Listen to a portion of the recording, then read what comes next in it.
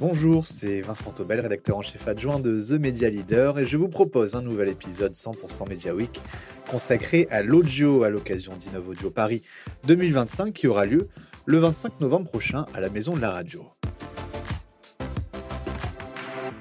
Pour cette 8e édition placée sous le thème Audio Next Generation, nous partons à la rencontre de celles et ceux qui font bouger le monde de l'audio. Marques, agences, médias, régies et créateurs, tous participent à une transformation majeure où le son devient un média d'influence, de performance et d'émotion. Après les agences et la presse avec Le Monde la semaine dernière, dans ce 3e épisode d'Innov Audio Stories, focus sur la stratégie des régies radio qui se digitalisent et transforment leurs offres pour suivre les nouveaux usages qui voient une baisse de l'écoute linéaire des radios, mais une explosion des écoutes en audio digital.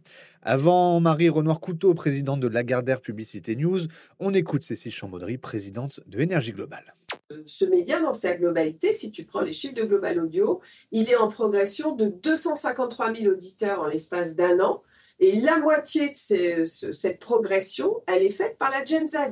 Donc les jeunes sont bien là et ils sont attirés par cette écoute qui se fait de manière digitale, à la fois sur le flux live, mais aussi sur les podcasts natifs, les replays, dont ils sont particulièrement friands. Ces plateformes de streaming, elles viennent remplacer quelque part l'écoute qu'on faisait autrefois d'un CD ou sur son MP3, et donc c'est une écoute complémentaire. Elles ont leur place, mais c'est une écoute, si on prend la partie en particulier gratuite de ces médias, on voit que c'est moins puissant que l'audio digital des radios, donc ça c'est quand même un point. Et après, je pense que la radio, elle garde une particularité qui est sa capacité à vraiment être en proximité avec les auditeurs. C'est l'interactivité qui est créée par les animateurs. Et puis, c'est aussi notre faculté qu'on a tous au niveau des radios à aller au plus proche de nos auditeurs, à la fois par nos réseaux en local, mais également à travers tous les événements qu'on va déployer dans la vie réelle et qui nous permettent d'être au plus proche de nos auditeurs au quotidien. Les annonceurs dans tout ça, c'est vrai que la radio, elle a toujours été considérée comme un média agile. On active pour réaliser des ventes, pas cher également, et puis qu'on active de façon très, très facile. Aujourd'hui, ils attendent quoi les annonceurs dans ces nouveaux usages aussi? Ce qu'ils attendent aussi de ces nouvelles écoutes, c'est d'avoir un complément d'audience sur d'autres cibles, en particulier justement d'aller toucher des cibles plus jeunes à travers ces écoutes audio digitales. Donc la particularité, c'est qu'on va amener de la couverture incrémentale à travers l'audio.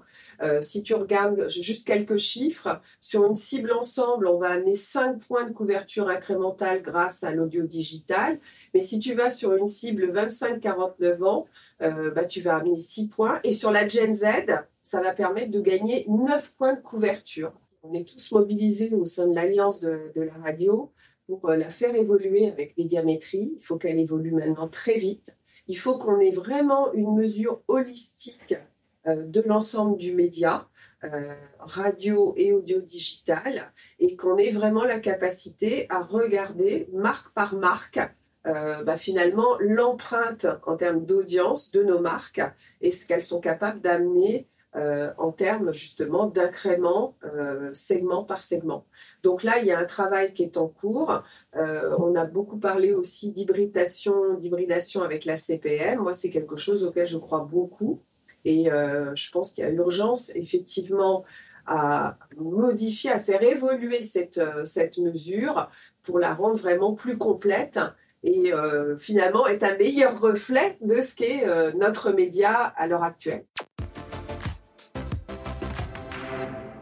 Chez Lagardère Publicité News, l'offre s'est transformée en s'appuyant sur les personnalités du média. On écoute Marie Renoir-Couteau.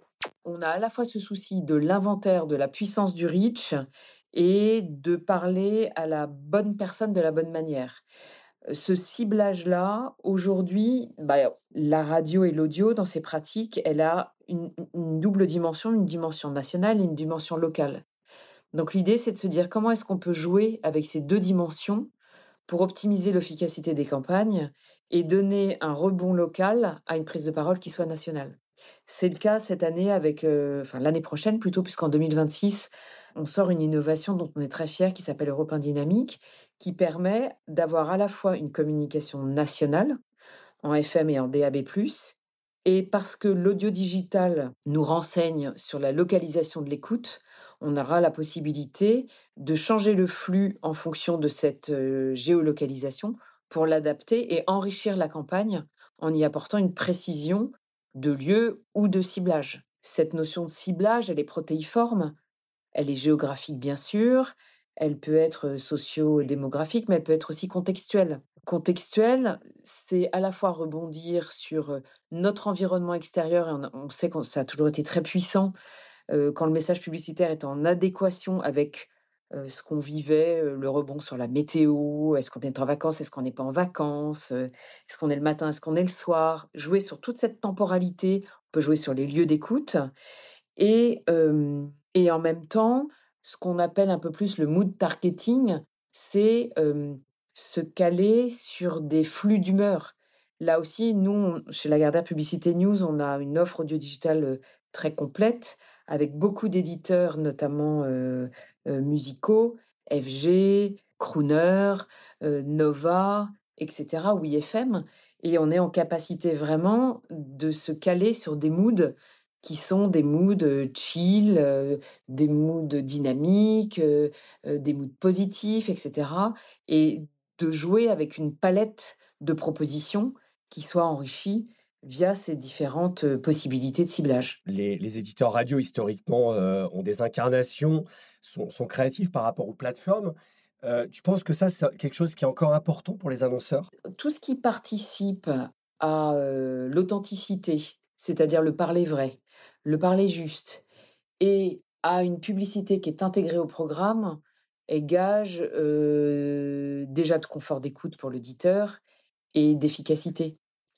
Donc c'est vrai qu'en tant qu'opérateur radio, on connaît parfaitement nos antennes, on connaît bien nos animateurs, on connaît bien nos journalistes, on connaît absolument notre marge de manœuvre, et dès lors qu'on pense intégration et qu'on a la possibilité de jouer dans la voix de nos animateurs ou avec nos voix antennes qui sont des référents, des repères et qui sont vecteurs d'identité, bah, ça garantit vraiment une intégration optimale de notre publicité.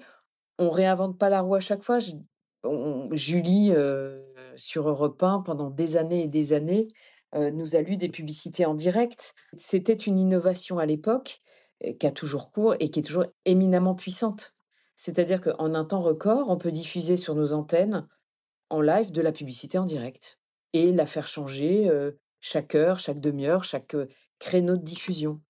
Je ne sais pas s'il y a beaucoup de médias qui ont cette, agilité, cette souplesse-là. C'est-à-dire que nos annonceurs, après ils en ont pas forcément, les moyens et cetera, mais ils auraient la possibilité de jouer le média tout comme on le joue éditorialement. On se retrouve donc le 25 novembre à la Maison de la Radio pour Innov Audio Paris 2025, organisé par la CPM et Médiamétrie. Le programme, vous le retrouvez sur innovaudioparis.fr. À la semaine prochaine.